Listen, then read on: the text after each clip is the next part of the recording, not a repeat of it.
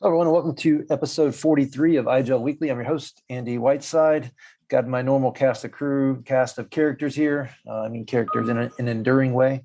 For the IGEL Weekly that we do every other week, which is a community edition. And Seb, hopefully people in the community are getting some extra value out of listening to these and maybe even watching the videos from time to time. But you still getting some good feedback? Oh yeah, definitely. More on the audio than on the video part, because most of the people are listening to it in the car, driving and so on, or doing some other stuff. But definitely, yes. David Prowse is doing some great advertisements for XenTegra and for the podcast. So yeah, definitely. Yeah, that's good. Yeah, David's a big friend of both of ours. So Seb, you're at home there in Germany. Chris, you're on the road somewhere. You've got a virtual background. Without going into too much detail, what city, state are you in? I'm in the awesome city of San Antonio, Texas. Awesome city of San Antonio. Yeah, that's a good town. You go down the Riverwalk? We did. I came in a little bit early, and what was cool is we went down. They got the Alamo there, and it turns out that this is the commemoration of the Battle of the Alamo, which was from late February into early March. And so when we approached, we heard some band playing. It was a Marine band, a jazz band actually. They were really, really talented, and it was cool. So we kind of hung out there Sunday afternoon and went down the Riverwalk and then did a tour of the Alamo and made a day of it. So it's fun. Yeah, in the U.S. we don't think as much about borders changing, but that was a time when borders were changing rapidly. Oh yeah, it was the whole Texas was independent. Texas wasn't even a U.S. territory technically, so there's a little history there. But yeah, and I think my grandmother grew up in Gonzales, and there's some family stuff that was involved with the Alamo some years ago, and I was trying to get some of that background. But anyway, a different time. Different time. Yeah, we won't go too much more into that. Seb, is that a virtual background or is that your real office? I noticed you moved your hand around. No, it's still real. That's real. Still real. I can, yeah, definitely. Okay.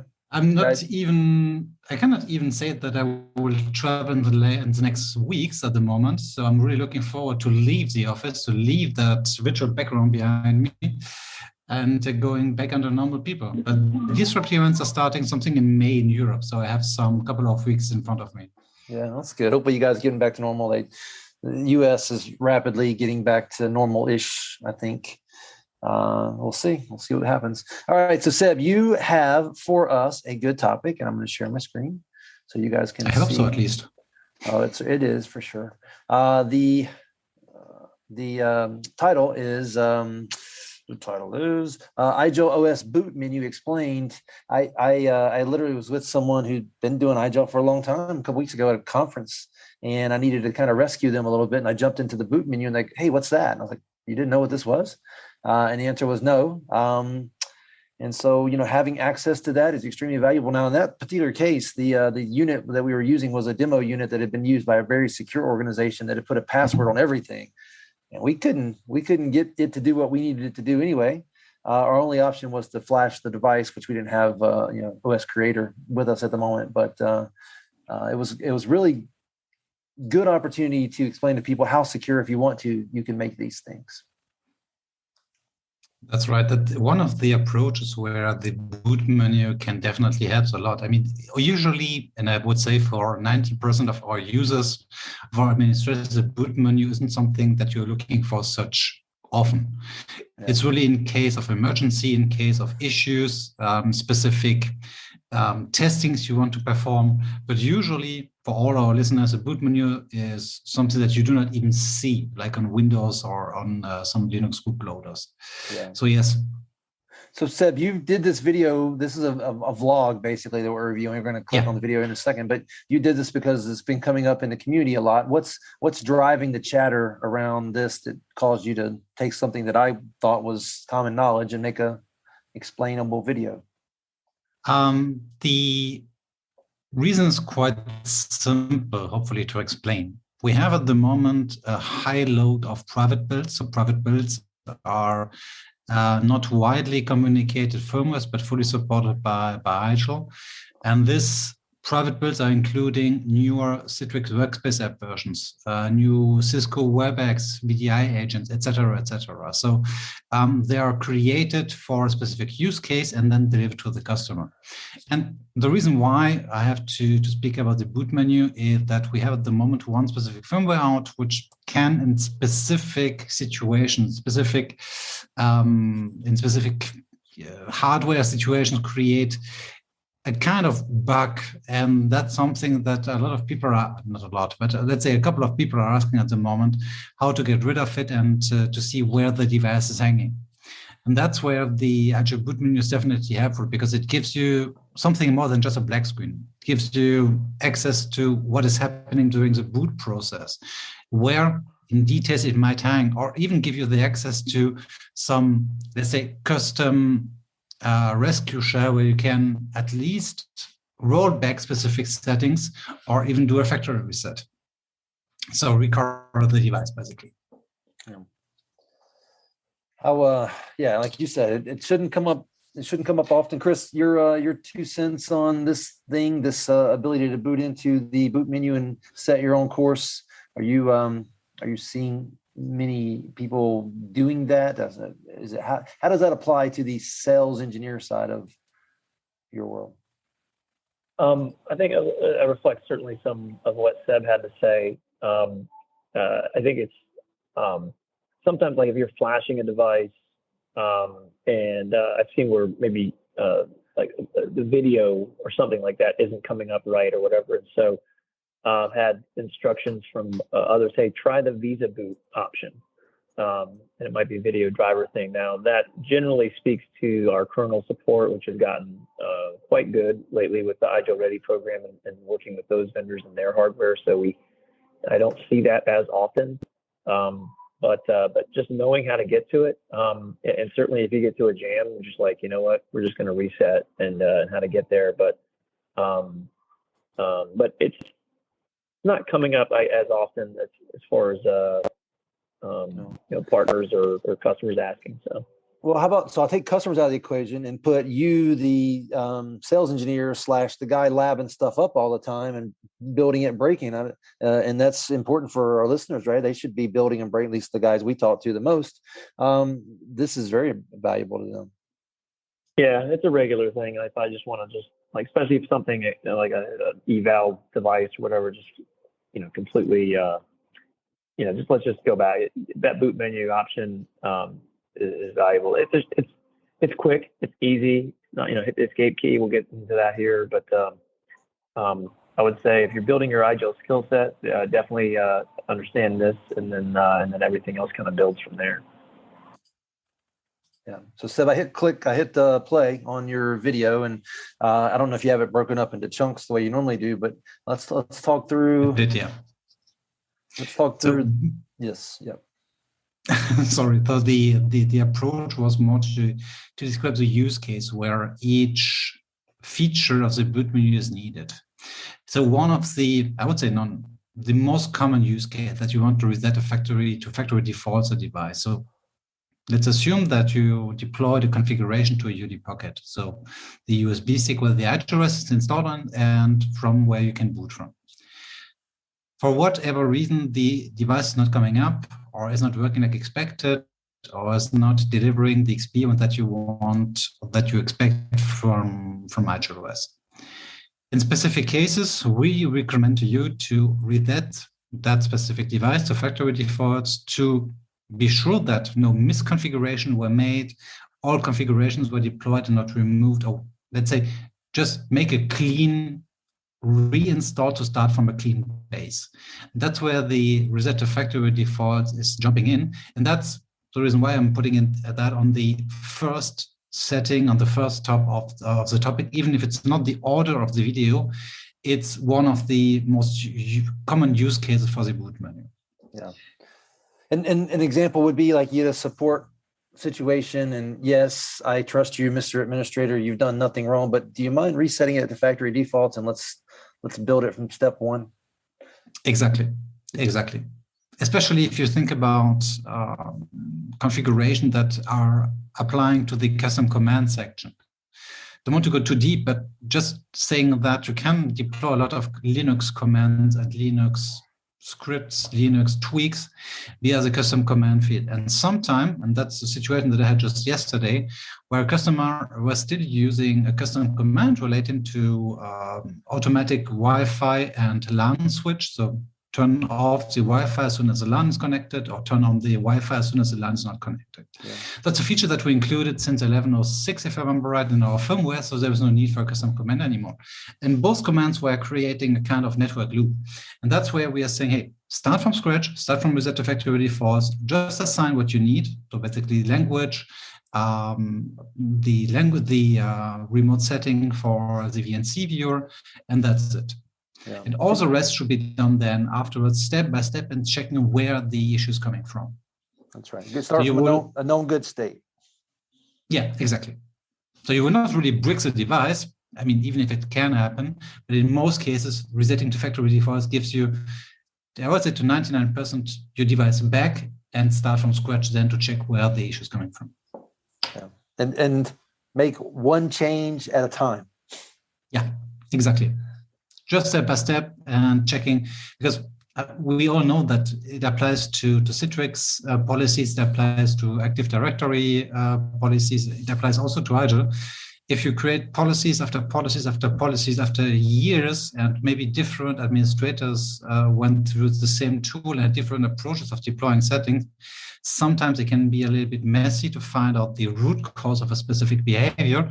And that's where the reset to factory defaults, that you can also perform via the UMS, obviously, but can also be done locally to say, hey, I don't even want to touch my UMS. I want to test everything locally to be sure that I have no odd policy deployed somewhere in my UMS. And that's where the reset to factory defaults would definitely help you a lot. Yeah, I have an Andyism for that, and that is, around my house, we move every 2 to 3 years.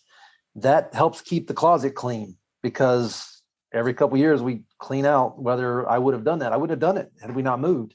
But resetting to a brand new location, anyway, you get my point. All right, so your slide here says factory defaults. Second one is check for errors on OS hardware level. You may really have a problem. You may really have found a bug with a piece of driver or whatever, and getting to factory defaults. If that still happens, now it's probably really is something. The third one is recover device from misconfiguration. How could that ever happen? Joke. Add custom boot commands. Add custom boot commands, or, and what you talked about a minute ago, remove custom boot commands and start all over. IGEL is extremely powerful, which what comes with power, right?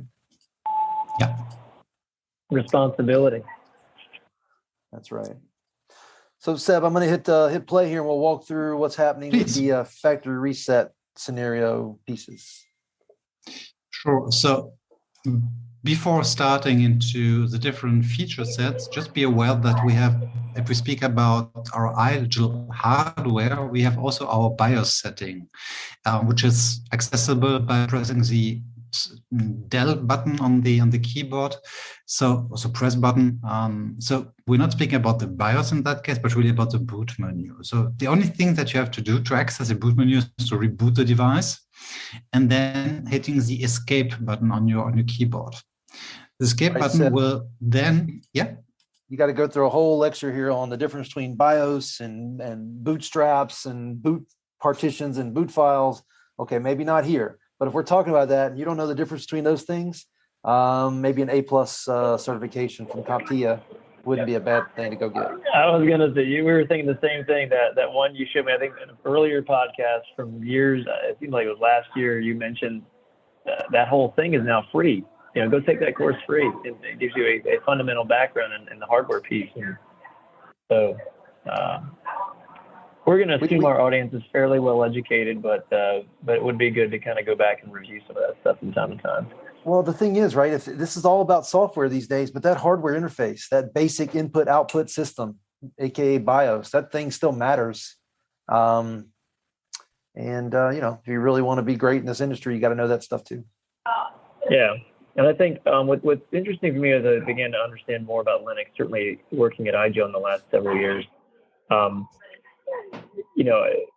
Linux is a kernel, and there's IGEL basically has taken the mainstream kernel and kind of made it our own, because we do modify it for our own use, especially when working with other hardware vendors, something like that. So, but generally speaking, we base it off that mainline kernel and try to stay up to speed with that. But and that certainly allows us to add hardware support for various devices that are out there. But if you are, repurposing something or trying a UD Pocket on whatever, and you're running into issues, going into this boot menu option to see what's going on would be very helpful. And hopefully it will tell you exactly what the problem is. So not to go down that route too far, but I guess I could argue that Linux is still the kernel. It's just the operating system you put around that kernel is what IGEL is really modifying, right? Right. Yeah. Exactly. Obviously Linux being open source. IGEL has basically created its own distribution based on, Ubuntu and Debian pieces and something like that. But all wrapped around that fundamental kernel. And we've talked about this before. Microsoft has a kernel. Well, that's just it. Right? I was going to make the joke. You don't know this, but Windows 11 is still the Windows NT kernel. Windows NT, like probably 7.0 now or whatever. But 1008 or whatever it is. Yeah. Yeah. Yeah. All right. So Seb, I'm hit play here again. It looks like you've rebooted the machine and you're using virtual here. Or are you? Is this in that case, that's really the boot manager of my hypervisors. In that case, it's a VMware workstation. So just go 1 second later or two, and then you will see the IGEL boot menu. It's just because it will hit with the same key. So that's really just a normal boot process from your endpoint. In my case, a virtual one. Yeah. And just right after that, a couple of seconds later, you will see the IGEL boot menu. Well, I think this is important. What you're showing here is actually important, especially if you're dealing with like a UD Pocket or something, or you've got a multi-boot machine. So what you're saying is we need to pick the right partition to boot from. And then once we get to that, we're going to be able to tell it, okay, do this in this IGEL partition. Exactly. So there are definitely keystrokes out there for specific pieces of hardware that might also grab an escape key. I guess it was some Acer laptops a couple of years ago who had the same keystroke for accessing the boot menu. So it was sometimes hard to explain to a customer that he has to wait 1 or 2 seconds just after the BIOS was loaded or the UEFI BIOS was loaded to then switch to the regular boot menu. And sometimes it's so fast that you cannot even enter the boot menu. So it's a little bit tricky from time to time, but I would say 90% of the cases it's pretty handy. So as soon as you hit the escape button, you will get a menu where the standard process would be to have a quiet boot. Quiet boot is what we are doing on every boot up process. So as soon as you hit the power button of your endpoint to send out a wake on LAN package to the NIC, it will boot in quiet mode. So just boot, you will see the IGEL bootloader, was that from your own company, and then see whatever you defined on your IGEL desktop. So the desktop or login mask. But then in the second step, we have, which is extremely important for debugging reasons, is a verbose boot. Verbose boot means that the typical use case, at least for me, is graphical process units or GPU issues, where customer is just saying, hey, I did boot it up the last firmware on my UD Pocket on a new piece of hardware, I'm just getting a black screen. I mean, there are also other reasons for that, but I'm always trying to start with, can you press Control Alt F12, F11 or F10 to change to the command line interface? If I have someone who is a little bit nerdy, if I have no one who is nerdy, I would just say boot into the verbose boot and tell me with a picture made from your cell phone where the device hangs. And usually it will hang on specific driver that cannot be loaded, or it will show that, I don't know, a specific Intel interrupt cannot be loaded. And that gives me then a first advice where I can look at. That's why the verbose boot is definitely helping. So Seb, I'm so old, I used to have to go find a real camera to do that. Not sure about that. I'm pretty sure you already have a cell phone, right? No, I mean, I literally remember getting a camera and watching the thing boot so I could send support where it broke, or some logs or both. As soon as you don't put that on the I don't know how to say it in English, but on the copy machine, it's all good. True story. All right. So Seb, so that's the verbose boot. And what that means is it's logging, it's showing you every step of the process, and you see the last thing before it goes, upside down. And that's where we know to start looking. So that's the verbose. The next one is VESA, VESA only boot. Yeah. Chris alluded to it. Tell us what that one does. So the VESA is, how should I call it? To be honest, I have to double check on Google what VESA means in detail, but it was related to a simple graphical driver set, which is not enabling a lot of cool features like multi-monitor or extremely high resolution. It will just boot with a extremely limited subsets of driver features. So you will not get hardware acceleration or all that stuff. It will just boot like the safe boot on Windows in former times, where you could boot the Windows in a, let's say, limited driver loaded registry, Hives loaded environment. And that's what the VESA boot is doing. So even if some GPU drivers are not there because you are using the latest 11th generation of Intel processors, you would then get at least something to show. And that's where the VESA is helping, because then you can at least check hardware informations inside of IGEL OS. And that's something which would not be able to do if you just start into the verbose boot, because verbose will just show you where it hangs, but you cannot do something else than leaving it. Yep. And I'm just checking in parallel what VESA is. Yeah, I put it in the chat. In video electronic standards is the highlighted word for me. Association. From certainly my days as a Windows admin, equivalent, I think, for this often is if you're booting up into the Windows boot option, it's the oh gosh, I'm trying to remember. It's the one where it's not networked or whatever, but at least it gets you to that desktop because something got messed up and you need to be able to fix it. But the graphics won't come up in HD. It'll be something very, very minimalist. But the long and short of it is there's standards, right? I mean, you should be able to switch to this and boot and get to something. It may not look pretty, but there's, we're dealing with electronics across, various countries, and there are some standards, and this is one of those that, kernel hardware makers or software makers, they should all, abide to at some point. So, I mean, think about the. Think about the amount of one thing. I was just going to say I've used this when testing a virtual machine. When something on the virtualization layer wasn't working, and I went to this just to see what was going on, and that brought me to the desktop, whereas I was looking at a black screen or something before. So it's even helpful in that sometimes. I mean, think about the amount of code that goes into just displaying a 4K picture on the screen. There's all kinds of things that can go wrong. This is your get out of jail free card. I like that. I have to simplify things for myself to understand it. All right, I think we're done with that Monopoly. Seb, the next section is emergency boot setup only. I got to admit, this one I never understood. What is this one?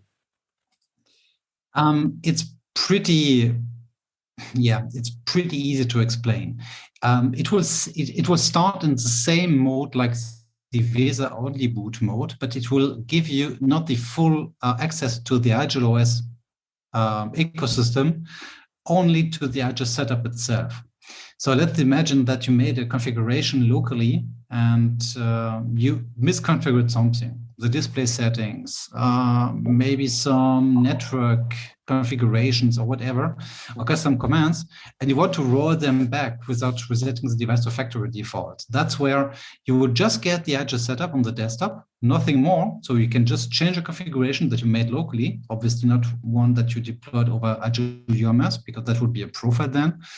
But you can definitely change configurations locally. So it applies if you're testing a custom partition, like an example. And let's imagine on update, and you tested something locally, you entered the wrong update path in your system update, firmware update section. and you want to roll that back because you want to change obviously the host name or the port or whatever, that's where the emergency boot would help you to roll back that setting. Yeah. Quick question for you. If you translate this into German, does it make more sense? Because here's my thing, right? When I see this, I think about the initial setup, like setup, not settings only. Okay, understood. It's called abgesicherte Modus, if I'm right. So I would say it makes even less sense if you translate it in German. Okay. So not sure where it comes from, but I know that it was called like that since OS 5, if I remember right. So it's maybe something that we just need to rethink a little bit. Yeah, because when I ran into this the other week, I thought about this in the form of like the initial setup wizard, not the settings only section. Yeah, that's right. Might be a little bit misleading. Chris, any comments on this one? Sorry, I'd gone on mute there for a second. I've used it before. Similar thing, right? Something is not right. You don't want to necessarily reset the thing, but maybe you're messing around with something local in the setup. This might be a good option, I think, if you are not under management with the UMS server and you're making settings local. Maybe you did something, you put yourself in appliance mode, right? You're like, oh, crud, now I can't get out of it. This might be a good option to go back in, turn that off, and get back to the IGEL desktop. I would certainly play around with that, test it out. But that's a good one to keep in the back pocket. So Seb, the next one that you go to in the video is fail-safe boot with CRC, another acronym. Check. What's the CRC stand for? CRC is a sector check. So checking is a checksum of your sectors of your hard disk, and at least where we have written something on it will be checked. So that applies especially if you think of old hardware that you repurpose with the IGEL OS. Not speaking only about the UD Pocket, but really speaking about the OSC, so the OS creator, where you install the IGEL OS on all the hardware, like an old thin client from HP or Dell or whatever, who is already running since 8, 5, 10 years maybe, where the SSD DOM is getting old and might have some issues with bad sectors. Yeah. That's where it will help you to check if something needs to be repaired. And when I say something, I really mean something, because you can start at a specific partition, which cannot be started anymore because the partition checksum is not matching anymore. It can be a feature where you just activated the feature in your IGEL setup and it's not working. Even if it's working on other hardware with exactly the same piece of profiles. And that's where the CRC check is coming in and helping you to sort at least the hardware layer out and say, okay, we might have a defective SSD DOM there. Or if you think about the UD Pocket, a UD Pocket which is connected 24 hours, 7 days a week with a specific piece of hardware, especially if it's not turned off every night, like an example, it might, in specific cases, getting quite hot. And that specific behavior over a couple of years, couple of months can cause, in specific cases, a bad sector on your, so defective sector on your UD Pocket. And that's where the CRC check can also help you to recover a device which is not working at all anymore. So Seb, I love this. I need this. This just prevent me from having to go get a Linux utility to do this. So it'll fix the sector or mark it as unusable. Is that true? Yeah, exactly. Well, that's awesome. And we'll try to, at least for the sectors where we are working on. So we will not check every sector of the disk, to be honest. So just to be clear, we're not doing that. We are just relying on the part of the disk where we have written data on. So on the UD Pocket, it will be the 2 GB partition, or on the on a piece of hardware, it would be whatever you define in your settings. So just to set the expectation right, it would not replace the ultimate boot CD or something like that, not at all. But it would just rely on our operating system installed on foreign hardware. Yeah. Okay. Yeah. This is nerdy. This is old school. This is hardware stuff. I love it. Yeah. Okay. The next section talks about reset to factory defaults. I think you covered that in the beginning. We covered very well the idea that that's important. Yeah. Just one thing, because I'm covering that in the video too. You already mentioned that just right at the beginning of your of our discussion. Obviously, we cannot reset any device to reset to factory default just by pressing escape in the boot menu. That would cause also a security issue. So what we are doing there, we are blocking, we are protecting specific pieces of the boot menu with a password.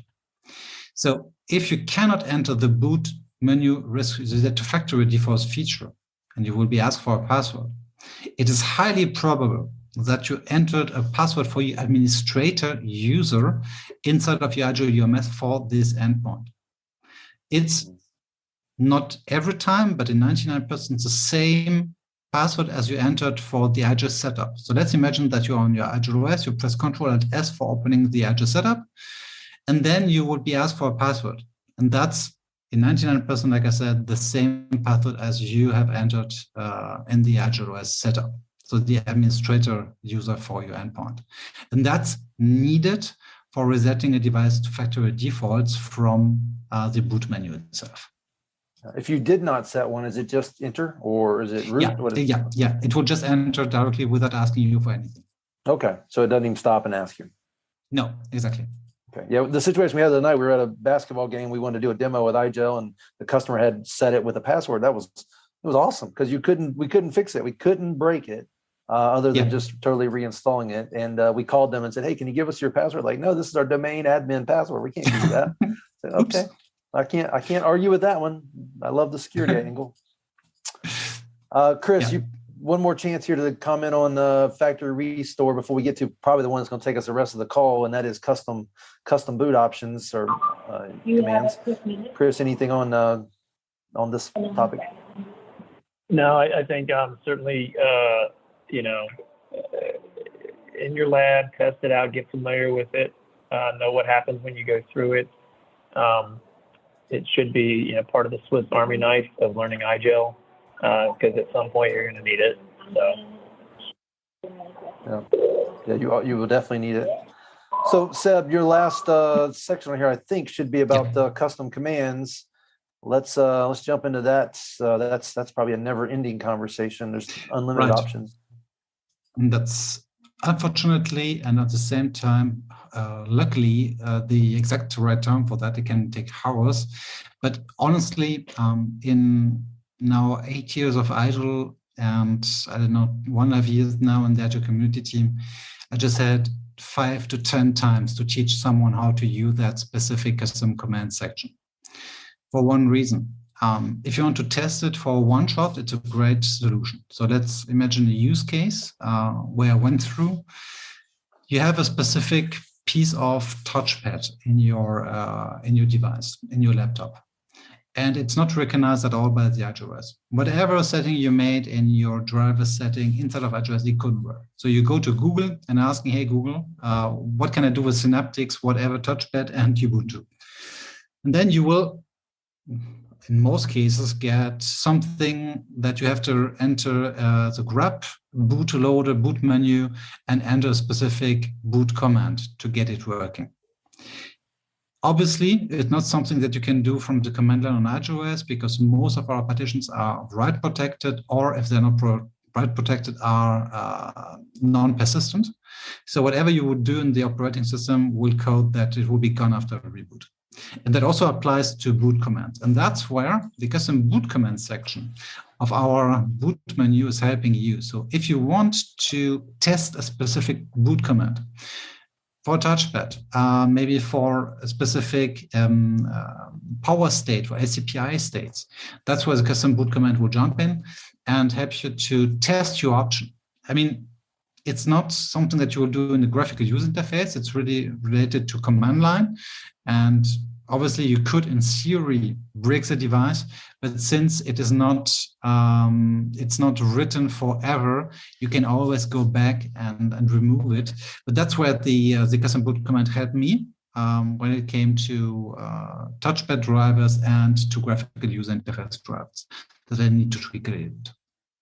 So Seb, you could basically put software on the system, invoke that software, the custom boot command, at this point in the process, if that's when you needed it to show up. You cannot Yes, obviously you can integrate into the operating system, yes, but you cannot call it in that moment, because at the moment, custom partitions, like an example, would be the standard use case where you could put some drivers, etc., over a reboot and be persistent, will not be loaded until that moment. So it would not invoke specific drivers, but you can tweak existing drivers inside of the operating system or kernel drivers that are included in the kernel. Okay. I hope that makes sense for the audience. I know it's a little bit theoretical, but like I said, it will not happen that much that you will deal with that option. More with reset to factory defaults, in my opinion, and verbose boot. But just in case that you know that you can do that on iGEL, so we are pretty flexible. So Seb, I'm trying to walk through the video here. And I've actually done this once before. You're entering, so it's just flat out taking a command or a script that you write, or a command that calls a script that you've written, and whatever logic you put into that script can be invoked via the custom boot command. Exactly. Yeah. I forget why I did that, but there was some reason. I think it was like you guys were talking about earlier. It was a version that we were evaluating, and we needed to try to call up something. Actually, you know what? I think it might have been related to screensavers. Actually, we were doing something with screensavers, and we needed to go ahead and run a command that listened in the background to kick in the screensaver for some odd reason. I don't remember what it was. No, that was the conditional command. That's a really cool feature. We could definitely make a vlog on that too. You mean that as soon as the screensaver starts, it will invoke a Linux command. That's a conditional command. That's a cool one. That's right. That's what it was. Yep. Well, I guess we've covered it. We've kind of left Chris out here for the last few minutes. Chris, any comments around custom boot commands? You know, honestly, I have never used this feature, and that doesn't surprise me. There's so much about IGEL that, honestly, almost every day or every week, there's something new. So I was just listening to some of the use cases there. I may have to play around with that a little bit more, but I'm glad it's there. I just never had to use it in my experience. So I'd certainly love to, as we post this blog, if others have experiences where they've used that, certainly would love to hear more. Yeah, the thing that got me on IGEL was the multiple versions of the Citrix Workspace app. It used to be called Program Neighborhood, Program Neighborhood Agent, that stuff, Receiver. But it's you know, I laugh when I hear other thin client vendors, aka thin client operating system vendors, talking about being on par with IGEL. You guys are just, I don't know how it happened, but tons of features and controllability and things went into this product before I ever discovered it. It's light years ahead of everybody else. It's causing some headache also sometimes, because we have so much different solutions, including the operating system, that it's sometimes hard to keep an overview. But yes, it makes it even more harder. I was spoken like a real engineer, Seb. Give them the good, but keep them honest with the bad as well. And that's just the reality of having so much capability. And that's why we're doing these podcasts. That's why you're doing the videos. It's awesome. Right. All right. Well, guys, I think we're at the end here. I appreciate yet another podcast and you taking the time out of your day. Chris traveling, myself traveling, Seb at home in his lair, but excited about traveling. Hell yeah. We'll do it again in a couple of weeks. Hopefully, yes. Awesome. I will be there. You guys have a great one. All right, guys. Thanks. You too, guys. See ya.